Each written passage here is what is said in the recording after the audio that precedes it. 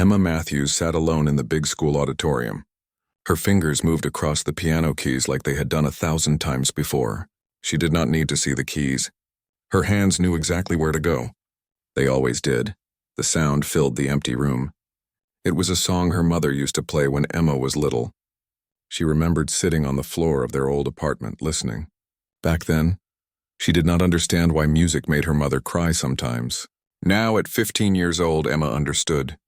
Music could hold all the feelings that words could not explain. Emma had been blind since the day she was born. The doctors told her parents that she would never see colors or faces or sunsets. Her parents cried for weeks. But Emma never cried about it. How could she miss something she never had? To her, the world was made of sounds and touches and smells. The world was her mother's voice reading bedtime stories. It was the rough texture of her father's work jacket when he hugged her. It was the smell of fresh bread from the bakery on the corner of their street. But most of all, her world was music.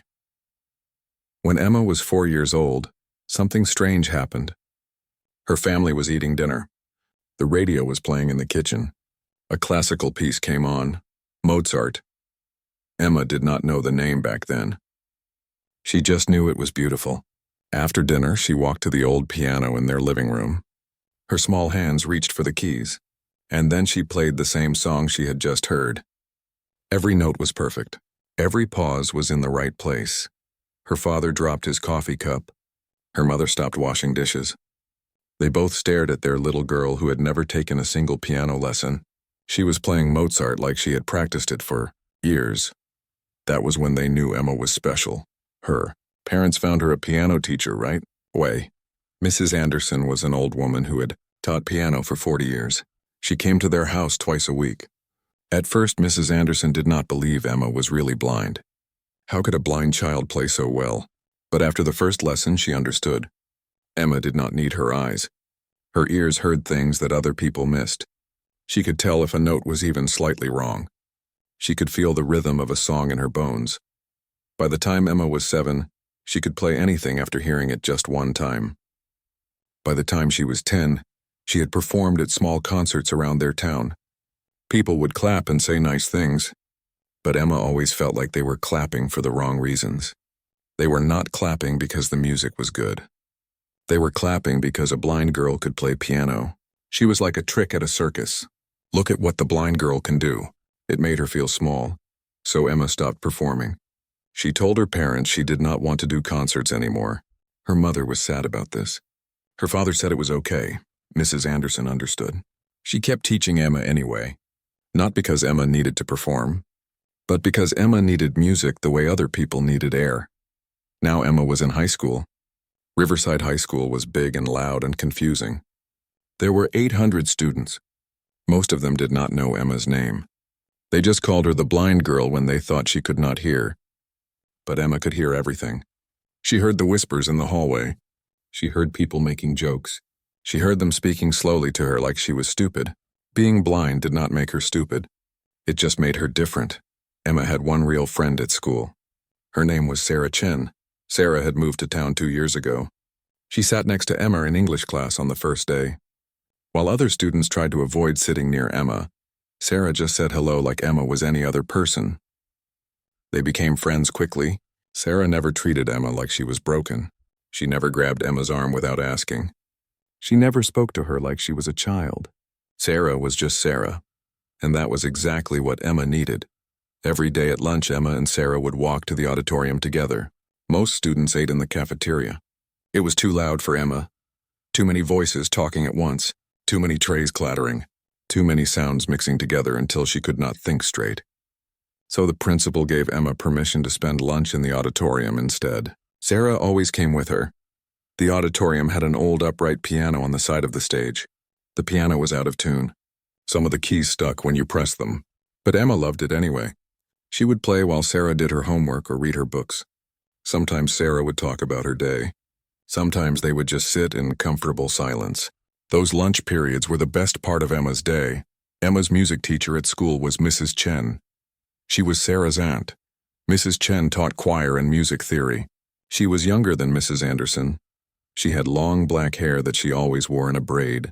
Emma knew this because she asked Sarah once. Emma liked to know what people looked like even if she could not see them herself. Mrs. Chen loved music the way Emma did. She understood that music was not just something you did. It was something you felt. Every few weeks, Mrs. Chen would stop by the auditorium during lunch. She would listen to Emma play. She would smile. Emma could hear the smile in her voice when she spoke. For 2 years, Mrs. Chen had been asking Emma the same question. Would Emma perform in the school talent show? And for 2 years, Emma had said no. The talent show was a big event at Riverside High. Students would sing or dance or do comedy acts. Hundreds of people came to watch. Parents and teachers and students from other schools. The thought of standing on that stage made Emma's stomach hurt. She did not want people staring at her. She did not want to be the blind girl who plays piano again. But this year was different. It started on a Tuesday afternoon in October. Emma was alone in the auditorium. Sarah had to make up a test in math class, so Emma sat at the piano by herself. She started playing one of her usual songs, a piece by Chopin that she had played 100 times, but halfway through her fingers stopped. She sat very still. Something was trying to come out. A melody, something new, something she had never heard before. Emma's fingers found the keys again, but this time she was not playing Chopin. She was playing something that came from inside her own heart. The notes were slow at first, quiet, like someone asking a question. Then they grew stronger. The melody moved up and down the keys. It was sad and happy at the same time. It was beautiful and painful. It was hers. She played for 20 minutes without stopping. When she finished, she realized her face was wet. She was crying, but she was not sad. She was not happy either. She was feeling too many things at once to name them all. Sarah found her like that, sitting at the piano with tears on her face. Sarah sat down next to her on the bench. She did not ask what was wrong. She just waited. Finally, Emma spoke. Her voice was quiet. She told Sarah about the melody, how it just came to her, how she did not plan it, how it felt like the music had been waiting inside her for years and now it finally found a way out. Sarah was quiet for a moment. Then she asked if Emma would play it for her. Emma nodded. She played the melody again. This time it was even better than before. Her fingers knew where to go now. The song had a shape. It had a beginning and a middle and an end. It told a story without using any words. When Emma finished, Sarah did not say anything for a long time. Emma started to worry. Maybe it was not good. Maybe it was strange. Maybe Sarah thought it was boring. But then Sarah spoke. Her voice sounded different, thick, like she was trying not to cry. She said it was the most beautiful thing she had ever heard. She said Emma had to share it with people. She said the world needed to hear this music. Emma shook her head. She told Sarah she could not. She told her about the old concerts, about feeling like a circus act, about the stares and the whispers. Sarah listened to all of it. Then she said something that made Emma think. Sarah said that Emma was right to stop performing back then. Those concerts were not really about Emma or her music. They were about other people feeling good about themselves. Look how nice we are watching a blind girl play. But this was different now. Emma was not a little kid anymore. She had something real to say. And if she kept this music to herself, she would regret it forever. Emma went home that night thinking about what Sarah said. She lay in her bed and listened to the sounds of her house. Her father watching television downstairs. Her mother talking on the phone with her sister. The old heating system clicking and humming. And in her head she heard her melody playing over and over. The next day, Mrs. Chen stopped by during lunch again. She listened to Emma play her regular practice songs. Then, without really meaning to, Emma started playing the new melody. She had not planned to share it yet, but her fingers just started moving. And once they started, she could not stop. When the song ended, Mrs. Chen did not speak for a long moment. Then Emma heard her teacher walk closer. Mrs. Chen's voice was soft and serious. She asked Emma if that was an original composition. Emma nodded. She felt nervous. What if Mrs. Chen thought it was bad? What if she said Emma should stick to playing other people's music? But that was not what Mrs. Chen said at all. Mrs. Chen told Emma that in all her years of teaching music, she had never heard a student create something so powerful. She said the melody had layers. It had depth. It had real emotion. She said it was not just good for a high school student. It was good, period. Then Mrs. Chen asked the question Emma had been dreading. Would Emma perform this at the talent show?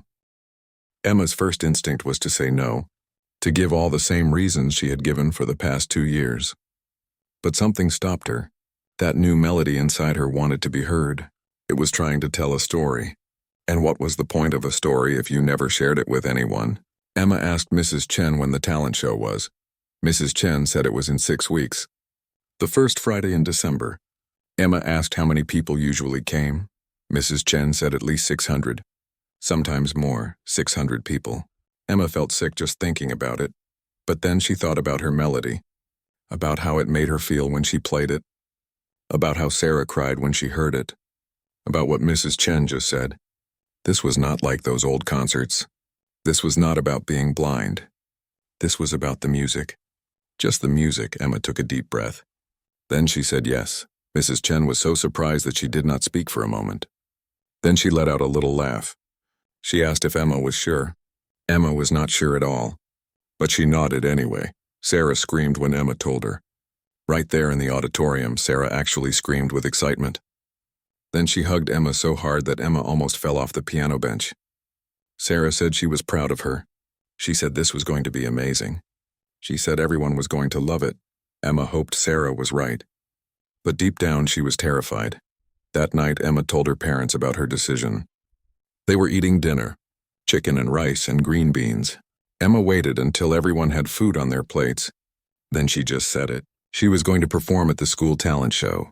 She had written an original piece. She was going to play it in front of 600 people. Her mother dropped her fork. Her father stopped chewing. They both started talking at once. Her mother wanted to know if Emma was sure. Her father wanted to know if she needed anything. They were both excited and worried at the same time. Emma understood. She felt the same way. Over the next few days, word started to spread around school. Emma was going to perform at the talent show. People Emma had never spoken to started coming up to her in the hallway. Some of them were nice. They said they were excited to hear her play. They said they were sure she would be great. But some people were not nice. Emma heard them talking when they thought she could not hear. They said mean things. They said she was only doing it for attention. They said blind people should not be in talent shows. They said she would probably mess up and embarrass herself. Each mean comment hurt. But Sarah was always there. Sarah would tell those people to shut up. She would defend Emma even when Emma was not around. Emma heard about it from other students. Sarah Chen had become known as the girl who did not let anyone talk bad about Emma. It made Emma love her friend even more. Emma started practicing every single day, not just during lunch. She would stay after school for an hour. She would practice at home before bed. She played her melody so many times that her fingers started to hurt, but she did not stop. She needed it to be perfect. Not for other people. For herself, the melody grew as she practiced. She added new parts. She made some sections longer. She made other sections softer. The song was becoming exactly what she wanted it to be. It was her story. The story of growing up blind in a world made for people who could see. The story of finding music when everything else felt hard. The story of being scared but doing it anyway. Mrs. Anderson came to Emma's house one evening. Emma had not seen her old piano teacher in months. But Mrs. Chen had called her. She told Mrs. Anderson about Emma's new piece. Mrs. Anderson wanted to hear it. Emma played it for her. When she finished, Mrs. Anderson was crying. She told Emma that this was what she had been waiting for. All those years of lessons. All those hours of practice. It was all leading to this moment. Emma had finally found her own voice. 6 weeks suddenly did not feel like enough time. Emma was getting more nervous every day. She would wake up in the middle of the night with her heart beating fast. She would imagine herself on stage. All those people watching. What if she forgot the notes? What if her hands shook too much to play? What if everyone laughed? Sarah kept telling her it would be okay. Mrs. Chen kept saying the same thing. Even Emma's parents tried to reassure her. But Emma could not shake the fear. It sat in her stomach like a rock. 2 weeks before the talent show, Emma had a bad day at school. Some boys in her grade were making fun of her in the hallway. They were imitating her, pretending to walk like they were blind, bumping into walls on purpose.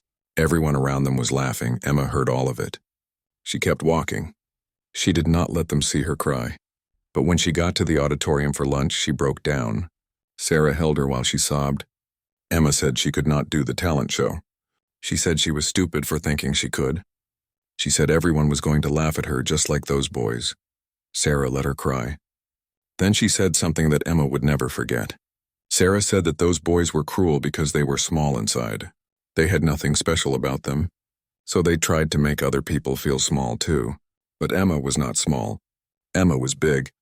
Her music was big, and nothing those boys said could change that. Emma stopped crying. She thought about Sarah's words. She thought about her melody. She thought about why she was really doing this. Not for those boys, not even for the people who would clap.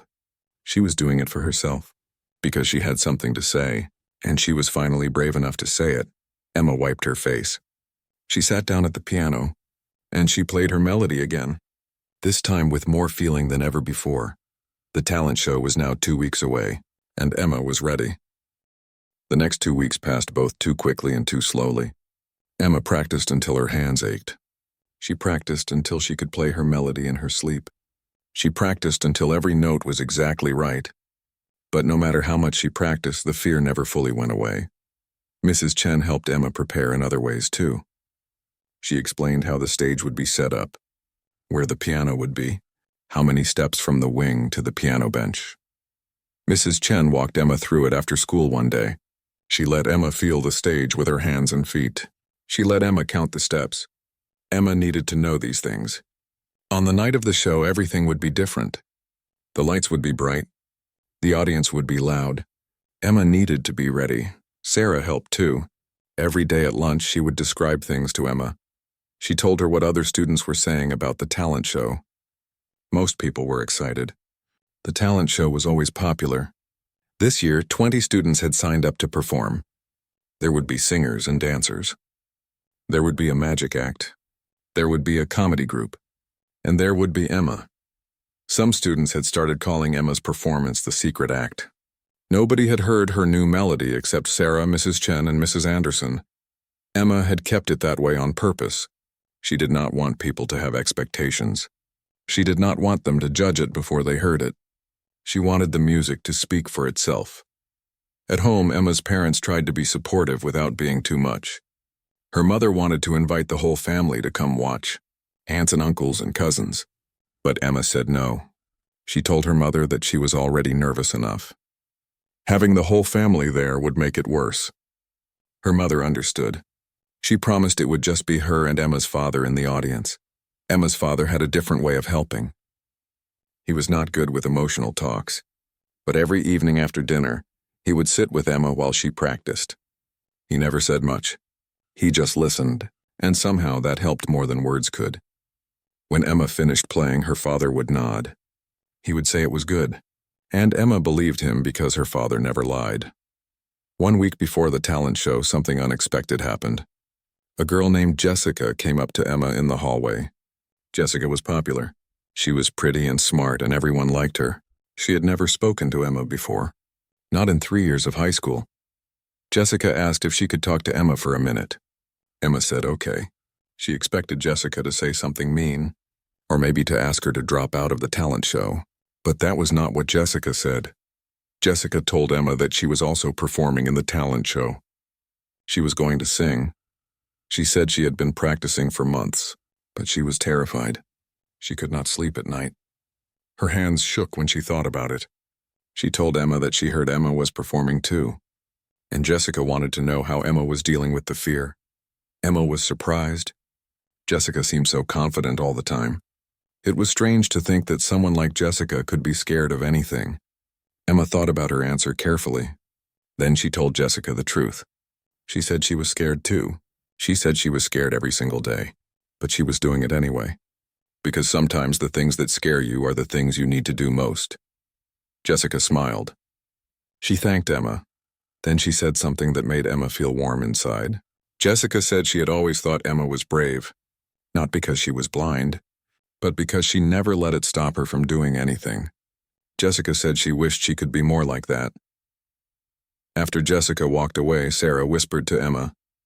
Sarah said that was the first time she had ever heard Jessica be real with someone. Sarah said maybe Emma's courage was already inspiring people. Emma did not know about that, but it felt good to know she was not the only one who was scared. The weekend before the talent show, Mrs. Anderson came to Emma's house again. She brought Mrs. Chen with her.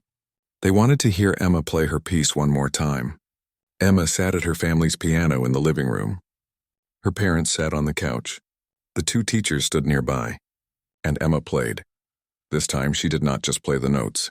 She let herself feel everything. She thought about all the times kids had made fun of her. She thought about all the times she felt alone. She thought about finding music. She thought about Sarah's friendship. She thought about her parents who never gave up on her. All of those feelings went into the music. When she finished, nobody spoke for a long moment. Then Emma heard someone crying softly. It was her mother. Emma had played for her mother many times over the years. But this was different. This was not just playing. This was Emma opening her heart and letting everyone see inside. Mrs. Anderson spoke first. Her voice was shaky. She said that Emma had created something truly special, something that went beyond skill or talent. Emma had created art, real art, the kind that changes people who hear it. Mrs. Chen agreed. She said she had been teaching music for 15 years. She had seen hundreds of students, but only a few times in her career had she heard something that gave her chills. This was one of those times. She told Emma that no matter what happened at the talent show, she should be proud. She had already accomplished something amazing. Emma's father did not say anything, but he came over and hugged her tight. That told Emma everything she needed to know. Monday morning arrived. It was the week of the talent show. The show was on Friday night. That meant Emma had 5 more days. 5 more days to practice. 5 more days to prepare. 5 more days to be nervous. The school was buzzing with excitement. Posters for the talent show were everywhere. The drama club had made them. They were bright and colorful. Or at least that was what Sarah told her. Emma could feel the energy in the hallways. Students were talking about who they thought would win. The talent show had a voting system. At the end of the night, the audience would vote for their favorite act. The winner would get a trophy and a gift card to the local mall. Emma did not care about winning. She just wanted to get through it without messing up. She wanted to play her piece the way it was meant to be played. That was all. On Tuesday, the school held a mandatory rehearsal. All the performers had to come to the auditorium after classes ended. They would practice on the real stage with the real lights and sound system. Everyone got 15 minutes to run through their act. Emma arrived with Sarah. Mrs. Chen was there organizing everything. She had a clipboard and a stressed voice. Putting on a talent show with 20 acts was not easy. There were sound checks to do, light cues to plan, props to organize. Mrs. Chen was trying to manage it all. Emma was scheduled to perform last. Mrs. Chen thought it would be best. The final act was always the most memorable. Plus, it would give Emma extra time to calm her nerves. Emma was not sure if that was good or bad. Being last meant sitting backstage for the entire show, getting more nervous with each act. When it was finally Emma's turn to rehearse, Mrs. Chen called her name. Sarah walked Emma up the steps to the stage. Emma counted the steps in her head. 1, 2, 3, 4, 5. Then she was on the stage. Sarah guided her to the piano. It was a grand piano, much nicer than the old upright in the corner. Emma had never played a grand piano before. She sat down on the bench. She took a breath. Then she found the keys with her fingers. They felt smooth and cool. Perfect. She started to play her melody. But something was wrong. The sound was different. Bigger, louder. It echoed through the huge, empty auditorium. Emma stopped playing. She felt confused. This was not what she was used to. Mrs. Chen came up to the stage. She asked Emma what was wrong. Emma explained that the sound was different. She was used to the small upright piano. This grand piano sounded so much bigger. She was not sure how to adjust. Mrs. Chen was quiet for a moment. Then she asked Emma to trust the piano. She said the grand piano would make Emma's melody sound even better. All Emma had to do was play the way she always played. The piano would do the rest. Emma nodded. She started again. This time she tried not to think about the different sound. She just played. And Mrs. Chen was right. The grand piano made her melody sound beautiful. Rich and full. Like it was meant to be played on this piano all along. When Emma finished, the other performers who were waiting backstage started clapping. Emma had not known they were listening. She felt her face get hot. She was embarrassed. But Sarah squeezed her hand and told her it was good. They were clapping because it was beautiful. Wednesday and Thursday were a blur. Emma went to her classes, but she could not focus. Teachers were talking, but Emma did not hear them. Other students were laughing and joking, but Emma was somewhere else in her mind. She was already on that stage. Already playing for 600 people. Already trying not to mess up. Sarah noticed that Emma was barely eating. At lunch on Thursday, Sarah made Emma eat a full sandwich. She said Emma needed energy for tomorrow night. Emma forced herself to eat even though her stomach felt tight. That night, Emma tried to practice at home, but her hands were shaking. She kept making mistakes. Notes that she had played perfectly 100 times suddenly came out wrong. She was panicking. What if this happened tomorrow? What if her hands shook so much that she could not play at all? Her mother heard her struggling. She came into the living room and sat next to Emma on the piano bench. Her mother did not say anything at first. She just put her hand on Emma's back. Then she spoke quietly. She told Emma that it was okay to be nervous. Being nervous meant that Emma cared. It meant that what she was doing mattered. But her mother also said that Emma needed to remember why she was doing this. Not for other people, for herself. Emma took a deep breath. Her mother was right. She was doing this for herself. Because she had something to say. Because her music deserved to be heard. Because she was tired of being afraid. Emma started playing again. This time her hands did not shake. This time every note was right.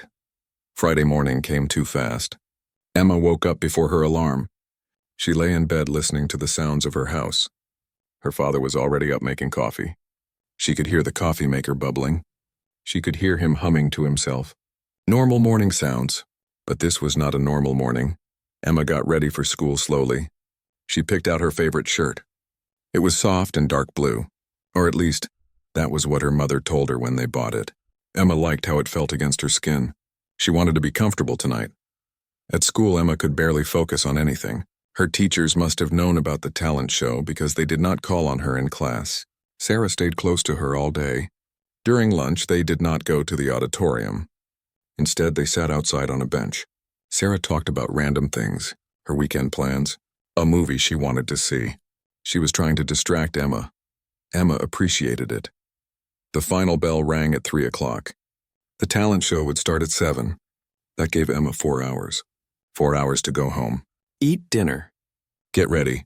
Come back to school. 4 hours until everything changed.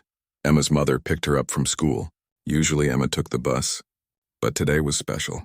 At home, her mother made Emma's favorite dinner. Spaghetti with meatballs. Emma ate more than she thought she could. Her stomach was full of butterflies, but she forced the food down anyway. At 6 o'clock, Emma's family left for the school. Her father drove. Her mother sat in the back with Emma and held her hand. Nobody talked much. Emma was grateful for the quiet. She needed to think. She needed to prepare herself mentally. They arrived at the school at 6:30. The parking lot was already filling up. Emma could hear car doors slamming. Families talking. Kids running around excited. The whole town seemed to be coming to this talent show. Mrs. Chen met Emma at the auditorium entrance. She took Emma backstage while Emma's parents went to find seats. Backstage was chaos. 20 nervous performers were all getting ready at once. Some were warming up their voices. Some were going over dance moves. Everyone was talking at once. Mrs. Chen found Emma a quiet corner to sit in. Sarah was allowed backstage since she was Emma's helper. Sarah sat next to Emma and described what was happening. The stage crew was doing final light checks. The sound guy was testing microphones. The other performers were putting on makeup and costumes. Emma just sat quietly. She had her hands folded in her lap. She was breathing slowly. In and out. In and out. She was trying to stay calm. She had done everything she could to prepare. Now she just had to trust herself. At exactly 7 o'clock, the lights in the auditorium dimmed.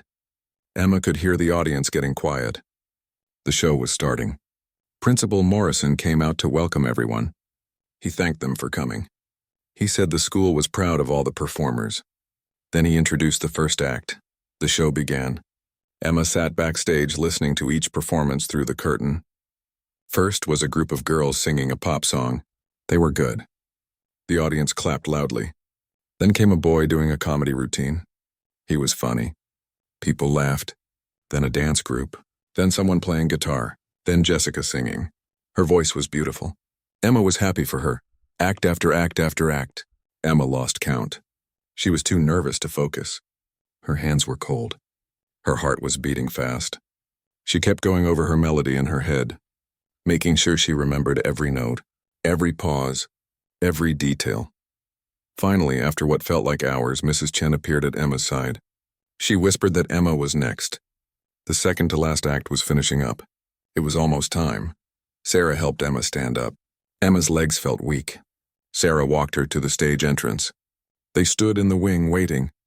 Emma could hear the current act ending. The audience was clapping. Then Principal Morrison's voice came over the microphone again. He said that the final performance of the evening was very special. He said they had a talented young pianist who had composed an original piece. He asked the audience to give a warm welcome to Emma Matthews. The audience started clapping. Sarah squeezed Emma's hand one more time. She whispered that Emma could do this. Then Sarah gently guided Emma onto the stage. The walk to the piano felt like it took forever. Emma counted her steps. 1, 2, 3, 4, 5. She could feel the heat from the stage lights. She could hear the audience. 600 people. All of them watching her. All of them waiting. Emma reached the piano bench. She sat down. She placed her hands on her lap. She took one more deep breath. This was it. This was the moment she had been preparing for. The moment she had been dreading and wanting at the same time. Her fingers found the keys. And the whole auditorium went completely silent. Emma's fingers rested on the piano keys. The auditorium was so quiet she could hear someone cough 3 rows back. She could hear the hum of the stage lights above her. She could hear her own heartbeat pounding in her ears. 600 people were waiting, all of them watching the blind girl at the piano, wondering what she would do, wondering if she could really play. For a moment, Emma froze. Her mind went blank. What if she forgot how to start? What if her hands would not move? What if this was all a terrible mistake?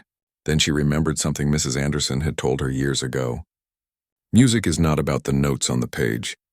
It is about the feeling in your heart. Just feel and your hands will know what to do. Emma closed her eyes. Not that it made any difference since she could not see anyway. But closing her eyes helped her focus. She thought about why she wrote this melody. She thought about her story. About growing up different. About finding beauty in darkness. About being afraid but doing it anyway. Her right hand moved first. One single note, soft, almost a whisper. The sound floated through the silent auditorium like a question being asked. Then her left hand joined in. 2 notes together. Gentle, careful, like footsteps in the dark. The melody began. Emma's hands moved across the keys, slowly at first. The beginning of her piece was meant to sound uncertain, like a child learning to walk. The notes were simple but full of emotion. They spoke of confusion, of not understanding why the world looked different to everyone else, of reaching out and not being able to see what you were reaching for. In the audience, Emma's mother squeezed her husband's hand. She recognized this part of the melody. Emma had played it at home many times, but hearing it here in this big auditorium with all these people listening made it feel different, more powerful, more real. Sarah stood in the wing watching Emma play. She had heard this melody dozens of times during lunch periods, but tonight it sounded new. Like Emma was telling the story for the first time. Sarah felt tears already forming in her eyes. The melody continued. Emma's left hand began to play a steady rhythm. Like a heartbeat, her right hand danced above it with notes that grew slightly faster, slightly more confident. This part of the piece represented Emma learning that she could do things. That being blind did not mean being helpless. It was the part where little Emma first discovered the piano. First realized that her ears could be her eyes. Mrs. Chen stood at the back of the auditorium. She was supposed to be managing the show, making sure everything ran smoothly. But she had stopped working. She stood completely still, listening. She had heard Emma play this piece during rehearsals. But this was different. Emma was not just playing notes anymore. She was sharing her soul. The melody shifted, both hands now working together. The notes came faster. There was tension in the music, conflict. This was the hard part of Emma's story. The part about going to school, about hearing whispers, about mean comments, about feeling alone even in a room full of people. The music became more aggressive, louder. Emma's hands pressed the keys harder. Her body swayed slightly as she played. Some students in the audience shifted uncomfortably in their seats. They heard the anger in the music. Some of them realized with shame that they had been part of this anger. They had whispered about Emma. They had made jokes.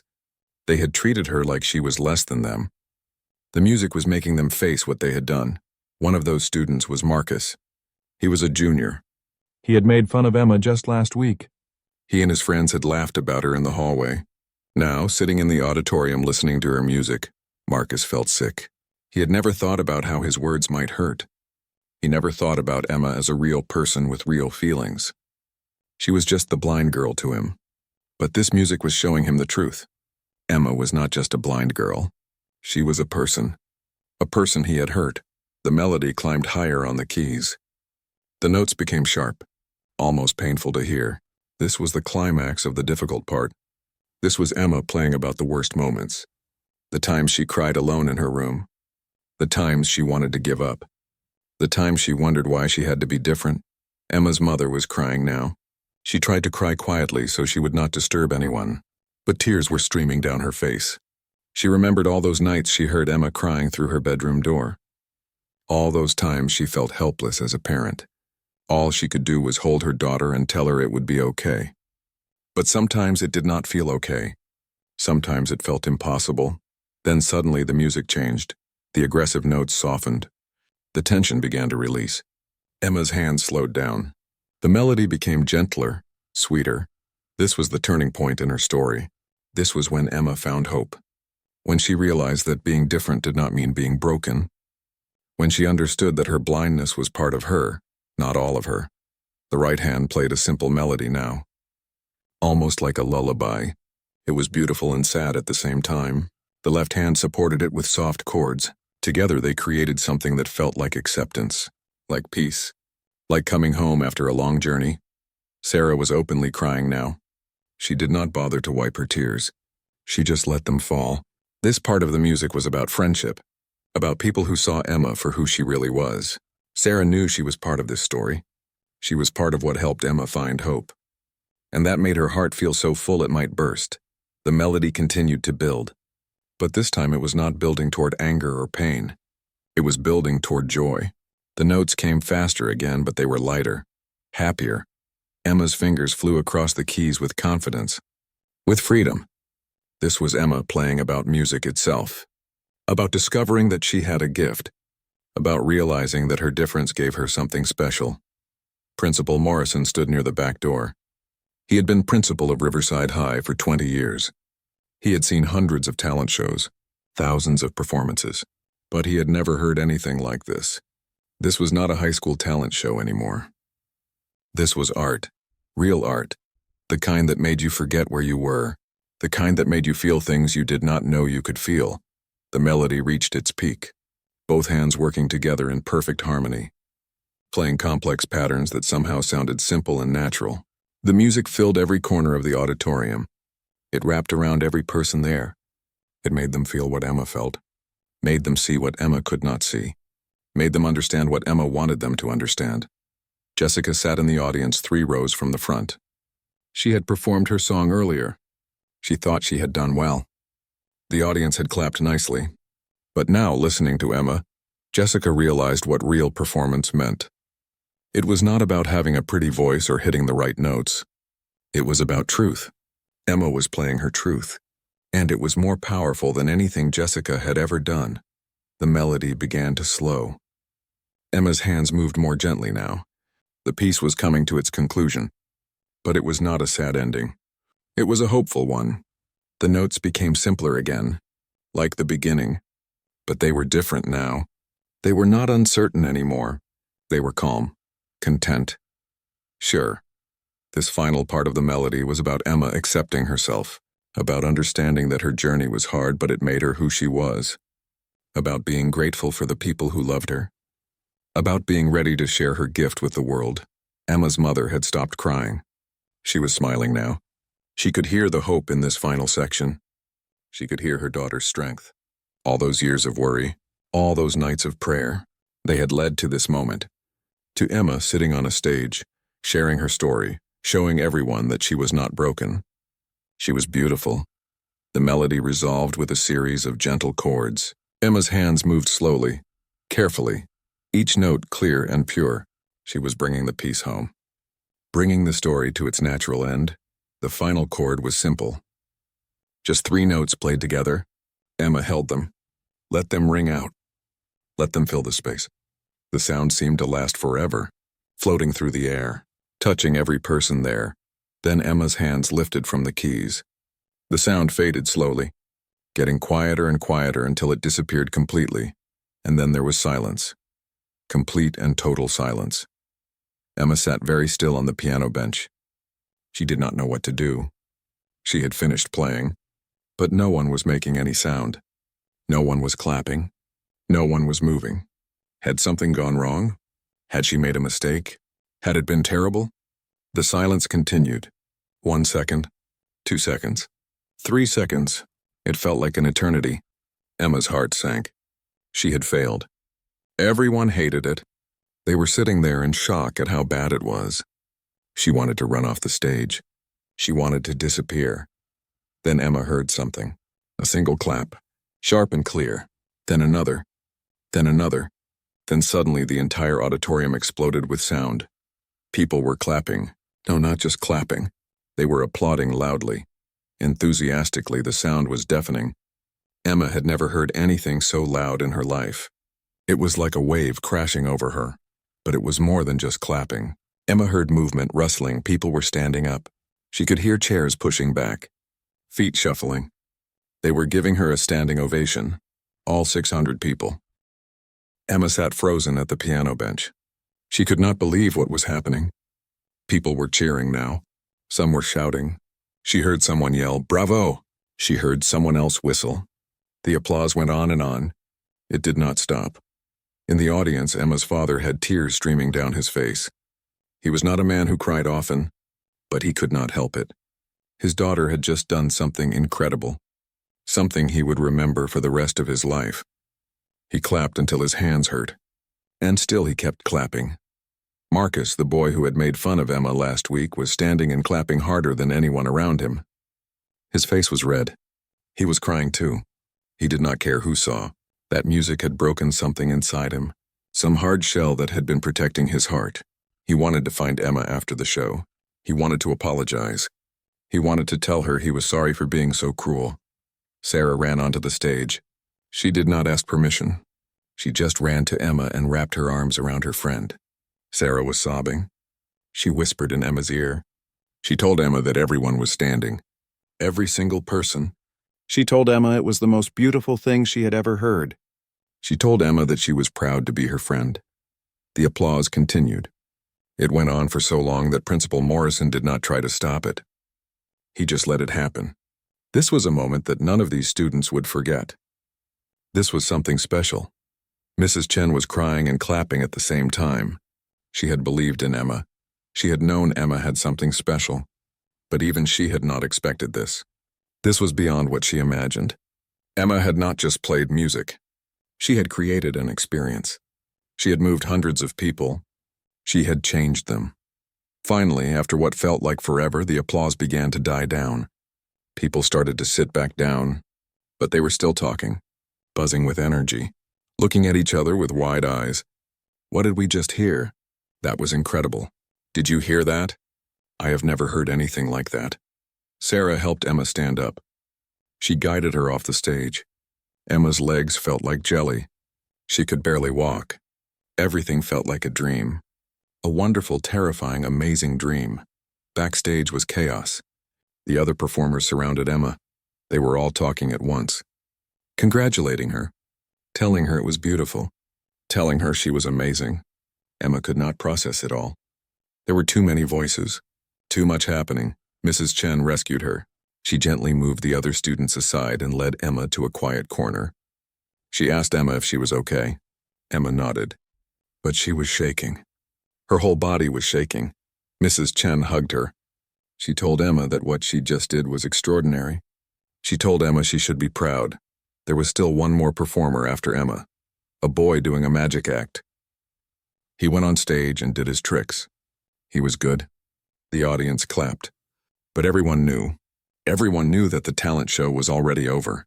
Emma had won before the votes were even counted. When the show ended, Principal Morrison announced that there would be a short break while the votes were tallied. The audience could get up and stretch, get some refreshments, talk about what they had seen. Emma's parents came backstage. They found Emma sitting in her quiet corner. Her mother hugged her so tight Emma could barely breathe. Her father kissed the top of her head. They did not need to say anything. Emma could feel their pride. It radiated from them like heat. Other parents approached Emma too. Strangers. They wanted to shake her hand. They wanted to tell her how much her music moved them. They wanted to thank her for sharing her gift. Emma was overwhelmed. She had never had this much attention in her life. Sarah stayed close by, protecting Emma from being completely overwhelmed. She would step in when it got to be too much. She would give Emma a moment to breathe. After 15 minutes, Principal Morrison called everyone back to their seats. The votes had been counted. It was time to announce the winners. Emma sat backstage holding Sarah's hand. She was still shaking, still trying to process everything that had happened. Part of her wanted to win, but another part of her did not care. She had already won. She had played her music. She had told her story. And people had listened. Really listened. That was enough. Principal Morrison took the microphone. He said that all the performers tonight were talented. He said the judges had a very hard time choosing. Then he announced third place. It was the dance group. They cheered and went up to accept their trophy. Then he announced second place. It was Jessica. She looked surprised and happy. She went up on stage to accept her trophy. As she walked by Emma backstage, she stopped. She bent down and whispered, "Thank you." Then she continued on. Emma's heart was pounding. This was it. Either she won or she did not. Either way, her life had already changed tonight. Principal Morrison smiled at the audience. He said that the first place winner was obvious. He said that everyone in this auditorium had just witnessed something special. Something they would talk about for years to come. Then he said Emma's name. The auditorium erupted in applause again, even louder than before. Sarah screamed and hugged Emma. Mrs. Chen appeared and helped Emma stand up. They walked Emma out onto the stage one more time. The audience stood again. Everyone, clapping and cheering. Emma stood on the stage holding her trophy. She could not see any of them, but she could feel them. She could feel their appreciation, their respect, their love. For the first time in her life, Emma did not feel like the blind girl. She felt like Emma, just Emma, a girl who played piano, a girl who had something to say, a girl who was finally brave enough to say it. The weekend after the talent show felt like living in a different world. Emma woke up Saturday morning to the sound of her phone buzzing constantly. She had messages from people she had never talked to before. Students from school, even students from other schools who had been at the talent show. Everyone wanted to tell her how amazing she was, how her music made them cry, how they would never forget it. Emma did not know how to respond to all of it. She was not used to attention. For most of her life, people either ignored her or treated her like she was fragile. Now suddenly everyone wanted to talk to her. It was overwhelming in a good way, but still overwhelming. Her mother made her favorite breakfast. Pancakes with strawberries. They sat at the kitchen table together. Her father had already left for work, but he had left Emma a note. Her mother read it to her. The note said he was proud of her, that he always knew she was special, that watching her perform was one of the best moments of his life. Emma smiled. Her father was not good with words usually, but this note was perfect. Sarah came over around noon. She brought her laptop. She told Emma that someone had recorded the talent show on their phone. They had posted Emma's performance online. Emma felt her stomach drop. She asked how many people had seen it. Sarah was quiet for a moment. Then she said over 5,000 people. In less than 24 hours, Emma did not know what to think about that. 5,000 strangers had watched her play. People she would never meet. People all over the world. Were they judging her? Were they making fun of her? Sarah quickly told her to stop worrying. She said the comments were all positive. People were calling Emma's performance beautiful, moving, inspiring. Some people were asking what the name of the piece was. Others were asking if they could buy a recording. Emma had not thought about any of that. She had not named her melody. She had not thought about recording it. She had just wanted to play it once, to get it out of her system, to prove to herself that she could. Now people wanted more. That afternoon, Mrs. Chen called. She asked if Emma and her parents could come to her house for tea. She said she wanted to discuss something important. Emma's mother agreed. They went over to Mrs. Chen's house around 3 o'clock. Mrs. Chen's house smelled like jasmine. She had a piano in her living room, a beautiful grand piano. Emma could tell it was expensive just from the sound it made when Mrs. Chen played a few notes to demonstrate it. They all sat down in the living room. Mrs. Chen poured tea for everyone. Then Mrs. Chen got serious. She said that Emma's performance had caused quite a reaction. Not just at school, not just online. Mrs. Chen had received phone calls from the local newspaper, from the radio station, even from a talent scout who worked with young musicians. Everyone wanted to talk to Emma. Everyone wanted to know more about her and her music. Emma's mother looked worried. She asked what all this meant. Mrs. Chen was honest. She said it meant that Emma had a real opportunity. If Emma wanted it, she could develop her music career. She could perform at real concerts. She could record her compositions. She could go to music school. The doors were opening for her, but Mrs. Chen also warned them. She said that fame, even small fame, could be difficult, especially for a teenager, especially for someone who valued privacy. Emma would have to make a choice. Did she want to share her music with the world? Or did she want to keep it private and just play for herself? Emma sat quietly. She had not expected any of this. She thought the talent show would be the end of it. One performance, one moment of bravery, then back to normal life. But nothing was going back to normal. Her mother asked Emma what she wanted. Emma said she did not know. She needed time to think about it. Mrs. Chen said that was smart. She told Emma not to rush into any decisions, to take her time, to think about what would make her happy. They left Mrs. Chen's house an hour later. On the drive home, Emma's mother asked her what she was feeling. Emma tried to explain. She said that part of her was excited. The idea of sharing her music with more people, of creating more compositions, of maybe helping other people the way her music seemed to help the people at the talent show. That part was exciting, but another part of her was scared. She liked her quiet life. She liked spending lunch periods in the empty auditorium with Sarah. She liked being able to walk through school without everyone staring at her. If she said yes to all these opportunities, would she lose that?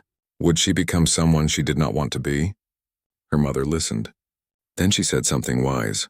She said that Emma did not have to decide everything right now. She could say yes to the small things and see how they felt. She could do one interview, one small concert, one recording, and if she did not like it, she could stop.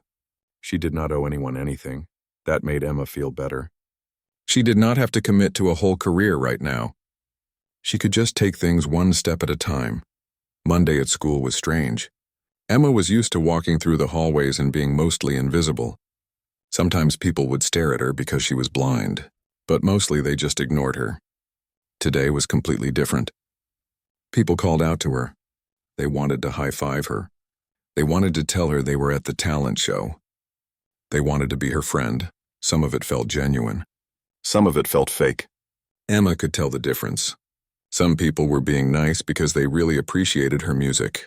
Others were being nice because she was suddenly popular, and they wanted to be associated with her. That felt gross. Sarah helped her navigate all of it. Sarah had always been good at reading people. She would tell Emma who was being real and who was being fake. She would steer Emma away from the students who just wanted to use her for social points. At lunch, Emma and Sarah went to their usual spot in the auditorium. But they were not alone. 3 other students had followed them.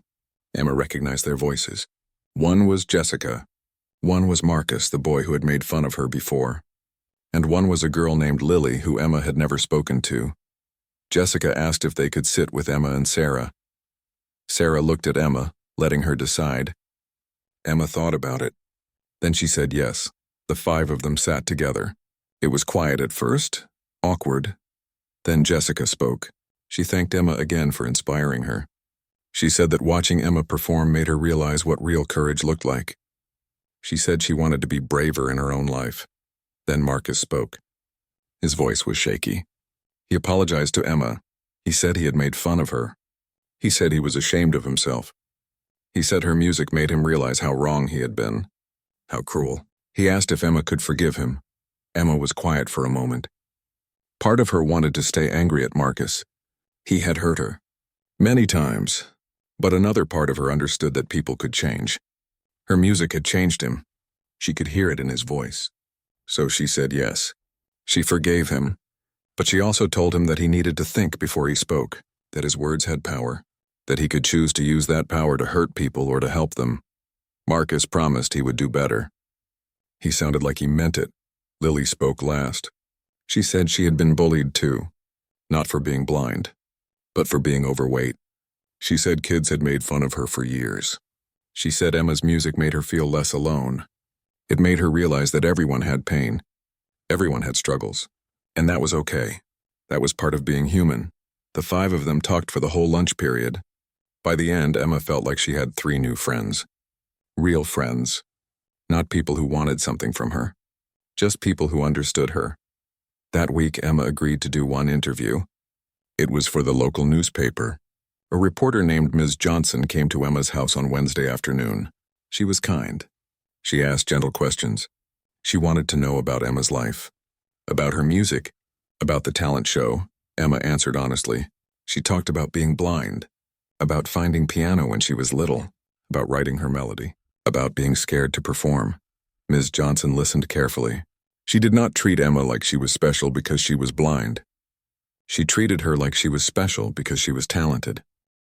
The article came out in Saturday's paper. Sarah read it to Emma over the phone. It was beautiful. Ms. Johnson had captured Emma's story perfectly. She wrote about Emma's courage, her talent, her heart, but she also wrote about the bigger picture, about how art can bring people together, about how one person's vulnerability can help others feel less alone. The article ended with a quote from Emma. Emma had said that music was her way of turning pain into something beautiful. That everyone had pain, but not everyone had a way to transform it.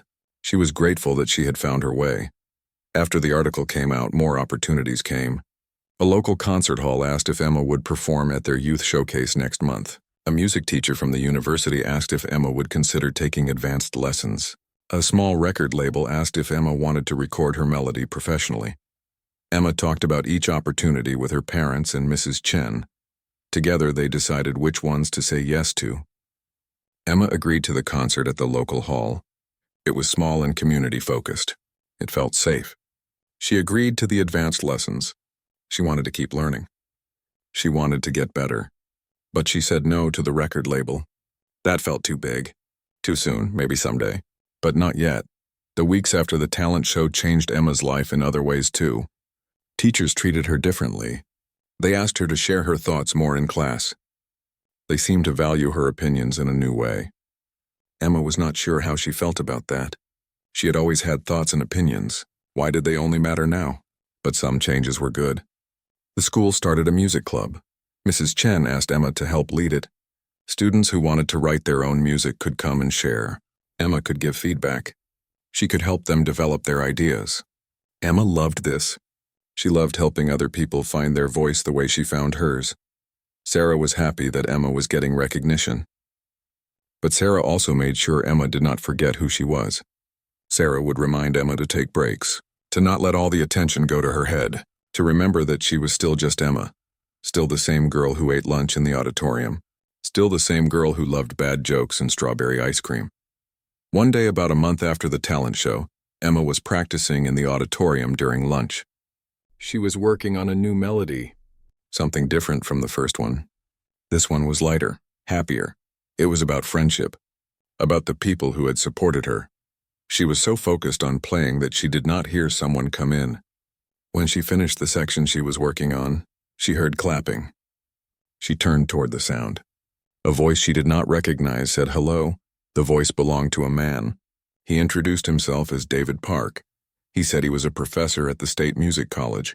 He had seen the video of Emma's performance online. He had read the newspaper article. He wanted to meet her in person. Sarah had been doing homework in the front row. She stood up, protective of Emma. She asked what he wanted. Mr. Park said he just wanted to talk. He asked if Emma had ever thought about studying music in college. Emma admitted she had not really thought that far ahead. She was only 15. College was still years away. Mr. Park said he understood, but he wanted Emma to know that she had options. The music college had a program for exceptional students. They could start taking college classes while still in high school. They could work with professional composers. They could develop their skills in ways that regular high school could not offer. He gave Emma his business card. He told her to think about it, to talk to her parents, and if she was interested, to reach out. He said that talent like Emma's was rare. It should be nurtured. It should be developed. He did not want Emma to miss opportunities because she did not know they existed. After Mr. Park left, Emma sat at the piano bench thinking. Sarah asked her what she was going to do. Emma said she did not know. Everything was happening so fast. A few months ago, she was just a girl who played piano during lunch. Now people were talking about her future, about college programs, about careers in music. Sarah asked Emma a simple question. "Are you happy?" Emma thought about it. Then she smiled. Yes, she was happy. Nervous and overwhelmed sometimes. But happy. She was finally sharing her music. She was finally being seen for who she really was. Not as the blind girl, not as someone to pity, but as Emma, as a musician, as an artist. That weekend, Emma played her melody for her grandmother. Her grandmother lived in a nursing home across town. Emma visited her once a month. She had not seen her grandmother since before the talent show. Her grandmother did not have internet. She had not seen the video. She had not read the article. She did not know what had happened. Emma's mother had brought a keyboard. They set it up in the common room of the nursing home. Emma's grandmother sat in her wheelchair smiling. She loved when Emma played for her. Emma started her melody. As she played, other residents began to gather. They heard the music and came to listen. When Emma finished, there was that same silence. That same moment of people processing what they had just heard. Then the applause, not as loud as the talent show. These were elderly people with weak hands, but the appreciation was just as real. Emma's grandmother had tears in her eyes. She took Emma's hand. She said that Emma had a gift. She said she had always known Emma was special, even when Emma was a baby, even before they knew Emma was blind. There was something different about her, something bright. Now everyone else could see it too. On the drive home, Emma was quiet. She was thinking about everything that had happened in the past month. The talent show, the attention, the opportunities, the new friends, the changes. Her mother asked her what she was thinking about. Emma said she was thinking about the future. A month ago, she did not know what her future looked like. Now she could see possibilities. She could imagine herself playing music for people, teaching other students, maybe even composing music professionally someday. But she was also thinking about the present, about not letting the future make her forget to enjoy right now, about staying grounded, about remembering who she was and where she came from. Her mother said that sounded very wise. Emma laughed. She said she learned it from her mother. That night, Emma lay in bed, unable to sleep. She was thinking about her melody, about how it had started as just notes in her head, how it had become something real, something that touched people, something that changed things. She thought about all the people who had helped her, her parents who never gave up on her, Mrs. Anderson who taught her to love music, Mrs. Chen who pushed her to perform, Sarah who stood by her through everything. She thought about the students at school who had bullied her, how some of them had apologized, how others had just started being nicer. She had not changed. She was still blind. She was still Emma. But something had shifted. People saw her differently now, or maybe Emma thought they finally saw her at all. 3 months had passed since the talent show. Winter had arrived. Snow covered the ground outside Riverside High School. Emma walked through the hallways with her cane, counting steps like she always did. But everything felt different now. Not in the building. The building was the same, but in how people treated her. Students still said hello, but it was different now. Before they said hello out of politeness or pity. Now they said hello because they actually knew who she was. They had seen her perform. They had heard her story. She was not just the blind girl anymore. She was Emma the musician. Emma the composer. Just Emma. The concert at the local hall had happened 2 weeks ago. Emma had been nervous again, but not as nervous as the talent show. She knew what to expect now. She knew that moment of silence after she played, that moment before the applause. She had learned not to panic during that silence. It just meant people needed time to feel what they had heard. The concert had been smaller than the talent show, only about 200 people. But it had gone well. She played her original melody. She also played 2 new pieces she had been working on. One was the friendship piece she had started in the auditorium. The other was a holiday piece her mother had requested, something joyful and warm for winter. After the concert, people had come up to her. An older woman had held Emma's hand and cried. She said Emma's music reminded her of her late husband. He had loved piano too. Another person had asked Emma if she gave lessons. A young girl, maybe 10 years old, told Emma she wanted to learn piano because of her. That had made Emma smile for days. Today was Friday. Emma sat in the auditorium during lunch like always. Sarah sat next to her eating a sandwich. They were not alone anymore during lunch. Their group had grown. Jessica came most days. Marcus came sometimes. Lily came whenever she did not have math tutoring. A few other students had started joining too. The auditorium had become their spot, their safe place to just be themselves. Emma was not playing today. She was just sitting and listening to everyone talk. Jessica was telling a story about her chemistry class. Marcus was laughing. Lily was asking questions. It felt normal. It felt like friendship. Real friendship. Not based on pity or popularity. Just people who liked each other. Mrs. Chen appeared in the auditorium. She looked excited about something. She called Emma over. Emma excused herself and walked to where Mrs. Chen was standing. Mrs. Chen told her that she just got a phone call. The regional music competition was in 2 months. They wanted to invite Emma to compete. Emma's heart jumped. The regional competition was a big deal. Winners could go on to the state competition, even national competition. Professional musicians served as judges. It could lead to scholarships, to real opportunities, but it was also intense. The other competitors would be serious musicians. Some of them had been training for years specifically for competitions like this.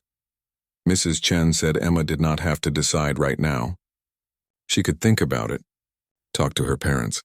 But Mrs. Chen thought Emma should do it, not to win, but to experience it, to see what that world was like.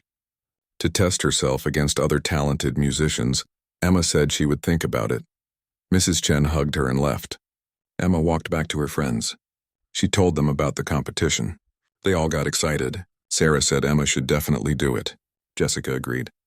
Even Marcus, who knew nothing about music competitions, said it sounded cool, but Emma was not sure. Competing felt different from performing. Performing was about sharing her music, about connecting with people. Competing was about being better than someone else, about winning. Emma did not know if she wanted that. That evening, Emma talked to her parents about it. They sat in the living room after dinner. Emma explained what Mrs. Chen had told her. She explained her concerns. Her father listened quietly. Then he asked Emma a question. What would she regret more, doing it and losing, or not doing it at all? Emma thought about that. She realized her father was right. If she did not do it, she would always wonder. What if she had tried? What if she had been good enough? Better to try and fail than to never try at all. So Emma decided to enter the competition. The next 2 months were intense. Emma practiced more than she ever had. Mrs. Chen helped her prepare. They worked on technical skills, on presentation, on choosing the right pieces to perform. Emma would perform 3 pieces at the competition. Her original melody, a classical piece by Debussy, and a modern piece by a living composer. Mrs. Anderson came by once a week to help too. She worked with Emma on the classical piece. Debussy was complicated. The timing was tricky. The emotion had to be just right. Mrs. Anderson was patient. She would play sections for Emma, let Emma hear the nuances. Then Emma would try to recreate them in her own way. Emma's mother worried that Emma was practicing too much. Emma's hands were getting tired. Her back hurt from sitting at the piano for so long. But Emma insisted she was fine. She needed to be ready. She needed to be as good as she could be. Sarah noticed that Emma was stressed. One day at lunch, Sarah told Emma to take a break. Emma said she could not. She had too much to practice. Sarah said that was exactly why she needed a break. Emma's brain needed rest. Her body needed rest. Pushing too hard would only make things worse. Emma knew Sarah was right. She agreed to take that weekend off from practicing, Instead, Emma and Sarah did normal teenage things. They went to the mall. They got ice cream even though it was winter. They watched a movie at Sarah's house. Emma did not think about piano or competition or pressure. She just enjoyed being a regular 15-year-old girl. Monday came and Emma felt refreshed. She practiced that day with new energy. The pieces sounded better. Her hands moved more smoothly. Taking a break had helped. The competition was on a Saturday in late February. It was being held at a concert hall 2 hours away from Emma's town. Emma's parents drove her. Mrs. Chen came too. Sarah begged her aunt to let her come, and Mrs. Chen said yes. They all piled into Emma's father's car early in the morning. Emma was quiet during the drive. She was nervous but calm. She had done everything she could to prepare. Now she just had to trust herself, trust her hands, trust her music. When they arrived at the concert hall, Emma could tell it was fancy. She could hear the echo of their footsteps on marble floors. She could smell expensive wood polish. This was a serious place, a professional place. Mrs. Chen checked Emma in at the registration table. The woman working there gave Emma a number. She was contestant 15. There were 20 contestants total. Emma would perform in the middle of the day. That was good. Not too early when judges were fresh and critical. Not too late when everyone was tired. Right in the middle. They found the waiting area for performers. Other contestants were there with their parents and teachers. Emma could hear them warming up, playing scales, running through difficult passages. Everyone sounded good, really good. Emma felt a flutter of doubt. Maybe she was not ready. Maybe she did not belong here. Sarah must have sensed Emma's fear. She squeezed Emma's hand. She whispered that Emma was exactly where she was supposed to be, that her music was just as good as anyone else's here. Better even. Because Emma's music had heart. The competition started at 9 in the morning. Emma and her group went into the auditorium to listen to some of the other performers. They wanted to get a sense of the competition. The first contestant was a boy about Emma's age. He played Rachmaninoff. He was technically perfect. Every note was exact. Every dynamic was precise. But something was missing. It felt mechanical, like he was playing to impress rather than to express.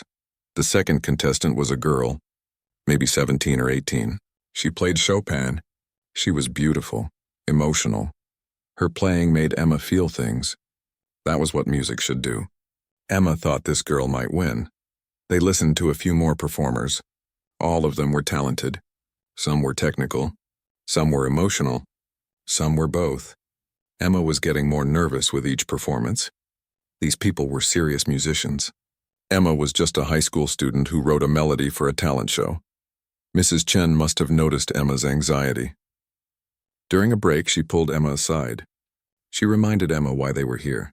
Not to prove anything to these judges. Not to beat these other pianists. They were here for Emma to experience competition. To see if this was a world she wanted to be part of. To learn and grow. That was all. Emma took a deep breath. Mrs. Chen was right. She did not need to win. She just needed to play her best and see what happened. Emma's number was called just after lunch. It was time. Sarah walked Emma backstage. The stage manager asked if Emma needed any assistance getting to the piano. Emma politely said no. She had counted the steps during the break. She knew exactly where to go. The announcer called Emma's name. Emma Matthews, 15 years old, Riverside High School, performing 3 pieces including an original composition. Emma heard polite applause from the audience, then silence. She walked onto the stage, 12 steps to the piano. She had it memorized. She sat down at the bench. She adjusted her position slightly. She placed her hands on her lap. She took a breath. Then she began. Her first piece was the Debussy. It was delicate and dreamy. Her hands moved across the keys like water. She had practiced this piece 100 times. Her fingers knew where to go. She let the music flow through her without thinking too hard. When she finished, there was polite applause. Professional, appreciative, but not enthusiastic. Her second piece was the modern composition. It was aggressive and complex. Lots of fast notes. Lots of dramatic dynamics. This was the piece that would show her technical skill. Emma attacked the keys with precision. Her hands moved faster than they ever had. The piece built to a climax and then resolved suddenly. More applause, slightly more enthusiastic this time. Then came her original melody, the piece that had started everything. Emma paused before beginning. She thought about why she wrote this music, about what it meant to her, about the story she wanted to tell. Then her fingers found the keys. The melody began soft and uncertain like always. Emma played it the way she had played it at the talent show, the way she had played it at the concert, with complete honesty, with her whole heart. She was not thinking about the judges. She was not thinking about winning. She was just playing her truth. The piece built through its familiar journey, uncertainty to struggle to hope to joy to acceptance. Emma's body swayed as she played. Her face showed every emotion the music contained. She was not performing anymore. She was sharing, giving a piece of herself to everyone listening. The final chord rang out. Emma held it, let it fade naturally, then lifted her hands. The silence came. That familiar silence. Emma waited for the polite applause, but then something unexpected happened. One judge started clapping, then another, then another. Then the whole audience joined in. It was not polite applause anymore. It was real, enthusiastic. Some people were standing up. Not everyone, but some. Emma stood and bowed like Mrs. Chen had taught her. Then she walked off stage. 12 steps. Sarah was waiting in the wing. She grabbed Emma and hugged her tight. Sarah said that was incredible. That some of the judges were crying. That Emma had just done something special. The rest of the competition continued. Emma listened to the remaining 5 performers. All of them were good. But Emma was not worried anymore about comparing herself to them. She had done what she came to do. She had played her best. She had told her story. That was enough. The judges deliberated for an hour after all the performances were done. Everyone waited in the auditorium. Emma sat with her parents and Sarah and Mrs. Chen. They talked quietly. Emma's father said he was proud of her no matter what happened. Emma's mother agreed. Mrs. Chen said Emma had represented their school beautifully. Finally, the head judge took the stage to announce the winners. 3rd place went to a boy who played Bach. 2nd place went to the girl who played Chopin. Emma had thought she might win. She was very good. Then the judge paused. He said that 1st place was difficult to choose this year. Many talented musicians had competed, but one performance stood out. Not just for technical skill, but for emotional depth, for originality, for the courage to share something personal and real. The judge announced Emma's name. Emma sat frozen. She had won. She had actually won. Sarah screamed. Emma's mother started crying. Mrs. Chen was laughing and clapping. Emma's father put his hand on Emma's shoulder and squeezed. Sarah helped Emma walk to the stage. The judge handed her a trophy. A big one, much bigger than the talent show trophy. He shook her hand. He told her that her original composition was extraordinary, that she had a real future in music if she wanted it, that he hoped to hear more from her. Emma said thank you. Her voice was shaky. She was overwhelmed. She had entered this competition just to see if she belonged in this world. And now she had won. She had proven that she did belong, not as the blind girl who could play, but as a musician, a real musician. On the drive home, Emma held her trophy in her lap. She ran her fingers over it, feeling its shape, its weight, its significance. This was proof that her music mattered, proof that she had something valuable to share with the world. Sarah asked Emma how she felt. Emma thought about it. Then she smiled. She said she felt like she was exactly where she was supposed to be, like her whole life had been leading to this moment. Not the winning, but the journey, the growth, the courage to try. Mrs. Chen asked Emma what she wanted to do next. Emma said she did not know. Maybe college, maybe more competitions, maybe just keep composing and see where it led. She did not need to have it all figured out right now. She was only 15. She had time. But one thing Emma knew for sure. She would keep playing. She would keep creating. She would keep sharing her music with anyone who wanted to listen. Because that was who she was now. Not the blind girl. Not the girl who won a competition. Just Emma. A musician with stories to tell and melodies to share. When they got home, Emma's parents put the trophy on the mantel in the living room. Right next to her talent show trophy. Emma could not see them. But she knew they were there. Symbols of her journey, symbols of her courage. symbols of what happens when you stop hiding and start sharing your truth. That night, Emma sat at her piano at home. She was tired from the long day, but she wanted to play. Not practice, not prepare for anything, just play. She started improvising, letting her fingers wander wherever they wanted to go. New melodies emerged, new ideas, new stories waiting to be told. Emma smiled as she played. She thought about the little girl she used to be. The one who was afraid to perform, the one who thought being blind meant being less than others. That little girl would not believe where Emma was now, what she had accomplished, how far she had come. But Emma also knew that the journey was not over. This was just the beginning.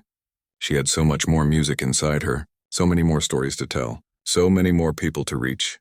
And for the first time in her life, Emma was not afraid of what came next. She was excited because Emma had learned something important. Being blind did not define her. Her fears did not define her. Other people's opinions did not define her. Only her music defined her, and her music was just beginning. As Emma played in her living room that night, her parents listened from the kitchen. They held hands and smiled. Their daughter had found her voice, and what a beautiful voice it was. Outside, snow continued to fall. Winter would eventually turn to spring. Spring would turn to summer. Life would continue its natural rhythm. But for Emma Matthews, everything had changed. She had played a new melody at a talent show. She had opened her heart to the world, and the world had listened. Sometimes that is all it takes. One moment of courage. One decision to stop hiding and start sharing. One melody played from the heart. And everything changes, not just for you, but for everyone who hears it. Everyone who is touched by it. Everyone who needed to hear that they are not alone. Emma had given that gift to hundreds of people, maybe thousands when she counted the online video, and she would continue giving it. Because that was what music was for. Not for competitions or trophies or fame, but for connection, for understanding, for reminding people that we are all human. We all struggle, we all feel pain, and we all have the capacity to turn that pain into something beautiful. That was Emma's story, the blind girl who played a melody and mesmerized a hall. But it was more than that. It was a story about finding yourself, about being brave, about sharing your truth even when it is scary, about turning your difference into your strength, about never letting fear stop you from becoming who you were meant to be. And it was a story that was just beginning.